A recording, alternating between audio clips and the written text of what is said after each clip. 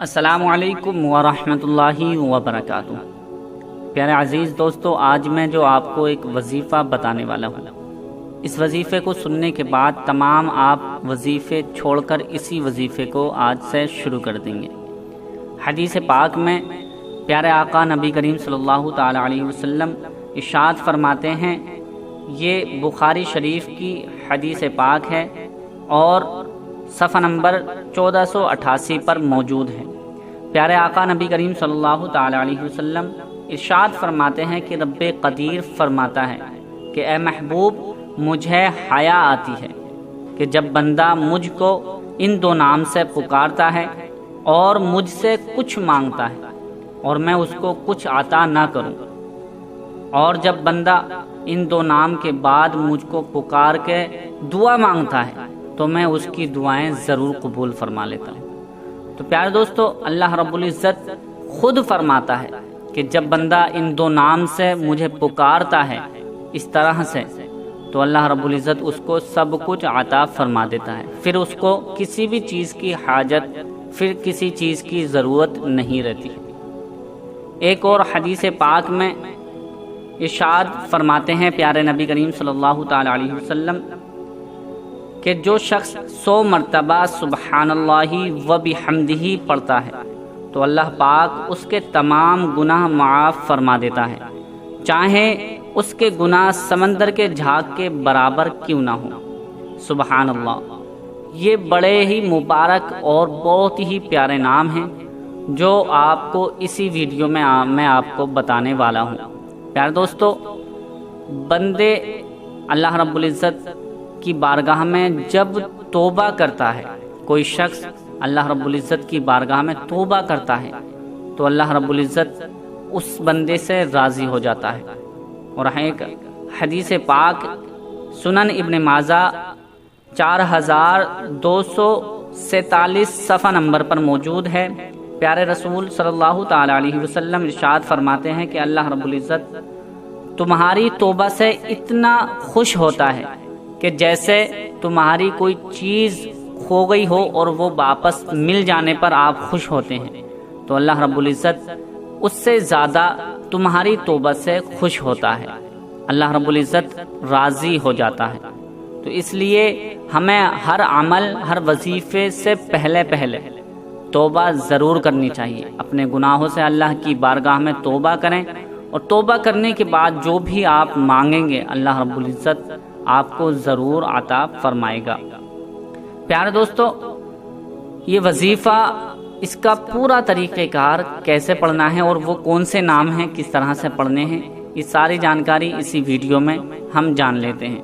آپ سے گزارش کرتے ہیں کہ آپ اگر ہمارے چینل پر پہلی بار نئے آئے ہیں تو اس چینل کو ضرور سبسکرائب کر لیجئے، ساتھ میں لگے بیل آئیکن کو دبا دیں، ویڈیو اچھی لگے تو لائک کر کے شیئر ضرور کر دیں۔ پیارے دوستو، یہ وظیفہ اس طرح سے کرنا ہے جیسے ہی آپ کسی بھی نماز سے فارغ ہوں گے، کوئی سی بھی نماز کے بعد آپ کو یہ وظیفہ کر لینا ہے۔ جیسے فجر کی نماز کے بعد بھی کر سکتے ہیں، ظہر کے بعد بھی، عصر کے بعد بھی، مغرب کے بعد بھی، عشاء کے بعد بھی۔ اگر پانچوں وقت میں ٹائم نہیں ملتا ہے کسی وجہ سے، تو آپ سونے سے پہلے یہ وظیفہ کر کے سو جائیں۔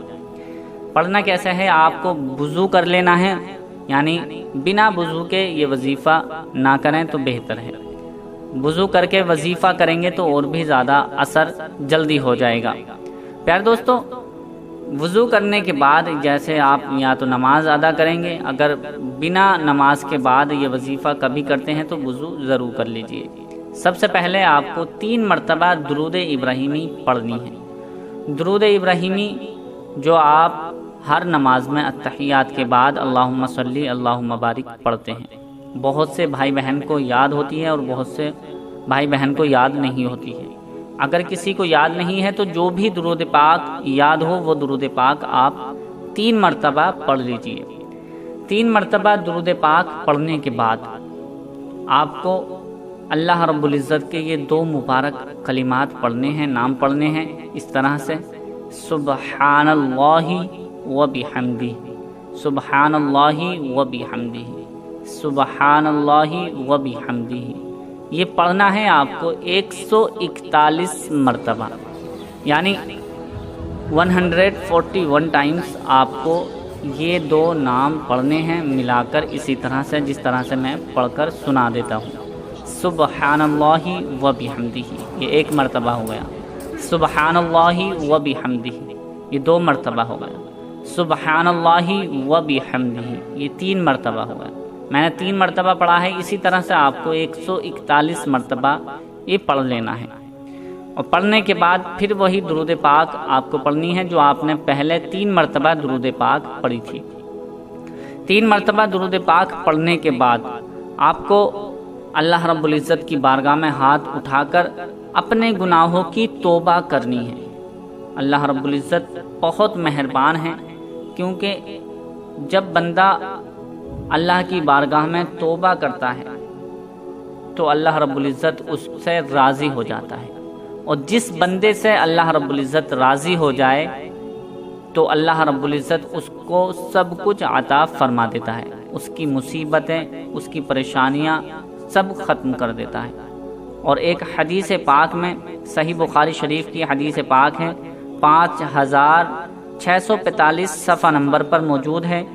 اللہ کے رسول صلی اللہ تعالیٰ علیہ وسلم ارشاد فرماتے ہیں کہ جب اللہ تعالیٰ کسی انسان کے ساتھ بھلائی کرنا چاہتا ہے تو اسے کچھ پریشانیاں، کچھ مصیبتیں، کچھ تکلیف دیتا ہے، اس کے لیے آزمائش ہوتی ہے، اور جب بندہ آزمائش میں کامیاب ہو جاتا ہے تو اللہ تعالیٰ اس کو سب کچھ عطا فرماتا ہے، اور اس بندے سے اللہ پاک خوش ہو جاتا ہے، راضی ہو جاتا ہے۔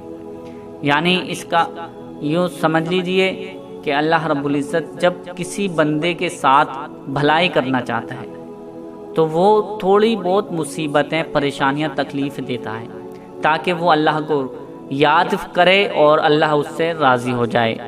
مصیبتوں میں، پریشانیوں میں جب اللہ سے ہم مانگتے ہیں، اللہ کو یاد کرتے ہیں، تو اللہ رب العزت اس وقت پریشانیاں، مصیبتیں اس کی ٹال کر خوش ہو جاتا ہے، اور جب بندہ آزمائشوں میں کامیاب ہوتا ہے تو اس کے بعد اس کے لیے خیر ہی خیر ہوتی ہے۔ تو پیارے دوستو، یہ وظیفہ اسی طرح سے کرنا ہے۔ کرنے کے بعد آپ کو دعا مانگنی ہے، پہلے گناہوں کی توبہ کرنی ہے، توبہ کرنے کے بعد جو بھی آپ جس مقصد کے لیے بھی یہ وظیفہ کریں گے تو اس مقصد میں اللہ رب العزت آپ کو ضرور کامیابی عطا فرمائے گا۔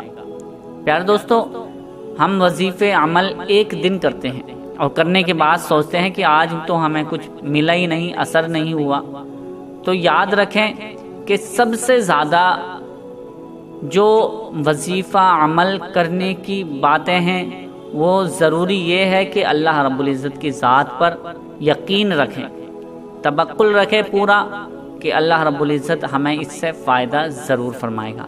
1 دن کریں، 2 دن کریں، 3 دن کریں، 4 دن کریں، آپ اسی طرح سے کرتے رہیں اور اللہ رب العزت کی ذات پر امید رکھیں، اور کیونکہ اللہ رب العزت کبھی کسی کی محنت کو ضائع نہیں ہونے دیتا ہے، بیکار نہیں ہونے دیتا ہے۔ اللہ رب العزت اس کا اجر ضرور عطا فرماتا ہے، جو جس طرح سے محنت کرتا ہے اور اس کی نیت جس طرح سے ہوتی ہے۔ ایک حدیث پاک ہے، انما الاعمال بالنیات، اعمال کا دار و مدار نیت پر ہے، آپ کی نیت کیسی ہے تبھی آپ اس کا فائدہ حاصل کر پاتے ہیں۔ اگر آپ کی نیت ہوگی کہ یار مجھے کچھ نہیں ملتا ہے ان وظیفے، اس عمل وغیرہ سے، تو میں کیوں کروں؟